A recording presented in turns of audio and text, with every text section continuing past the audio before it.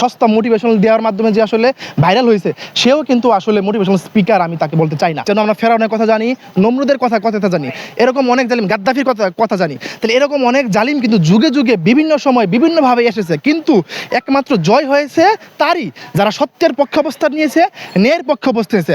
হাসিনাকে প্রোটেক্ট করার জন্য অনেক সময় বিবৃতি দিয়েছে, তারা রাস্তায় নেমে এসেছে। এদের প্রত্যেককেই আপনি তরুণদের আইডল তৌহিদ আফ্রিদির কথা বললেন।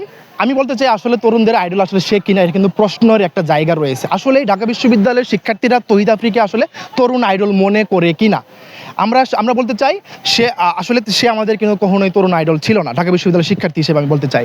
এবং আপনি সুলাইমান সুখনের কথা বললেন, সস্তা মোটিভেশনাল দেওয়ার মাধ্যমে যে আসলে ভাইরাল হয়েছে, সেও কিন্তু আসলে মোটিভেশনাল স্পিকার আমি তাকে বলতে চাই না। কারণ আমরা দেখতে পাইলাম বিগত বছরে যতগুলো অন্যায় অত্যাচার হয়েছে, তারা কিন্তু কখনোই ন্যায়ের পক্ষে অবস্থান নেয় নাই, সত্যের পক্ষে অবস্থান নেয় নাই, ছাত্রদের পক্ষে অবস্থান নেয় নাই। তারা বারংবার এই জালিম হাসিনার পক্ষে অবস্থান নিয়ে কথা বলেছে। এবং আপনি বললেন এই তৌহিদ আফ্রিদি, শুধু তৌহিদ আফ্রিদি না, দেখেন এই সরকারের রেজিমে শুধুমাত্র হাসিনাই তো একমাত্র এখানে স্বৈরশাসক ছিল না। হাসিনাকে প্রোটেক্ট করছে এর আমলাতন্ত্র, এর প্রশাসন কাঠামো, এর বিচার ব্যবস্থা, এর নিরাপত্তা বিভাগ সহ সমস্ত জায়গায়। এমনকি ঢাকা বিশ্ববিদ্যালয়ের অনেক শিক্ষকও কিন্তু হাসিনাকে প্রোটেক্ট করার জন্য অনেক সময় বিবৃতি দিয়েছে, তারা রাস্তায় নেমে এসেছে।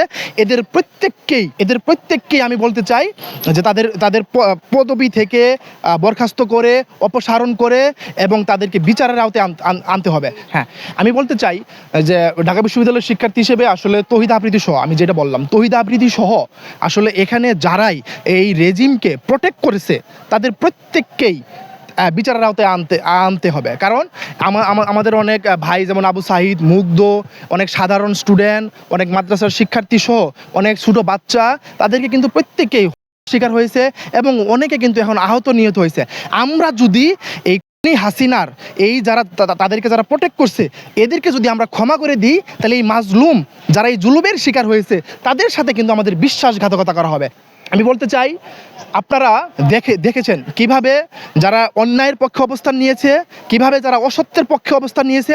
শুধু হাসিনা, এরকম হিস্টোরিতেই আমরা দেখতে পাই এরকম অনেক স্বৈরশাসক, এরকম অনেক জালিম, যেন আমরা ফেরাউনের কথা জানি, নমরুদের কথা জানি, এরকম অনেক জালিম, গাদ্দাফির কথা জানি, তাহলে এরকম অনেক জালিম কিন্তু যুগে যুগে বিভিন্ন সময় বিভিন্নভাবে এসেছে, কিন্তু একমাত্র জয় হয়েছে তারই যারা সত্যের পক্ষে অবস্থান নিয়েছে, ন্যায়ের পক্ষে অবস্থান নিয়েছে।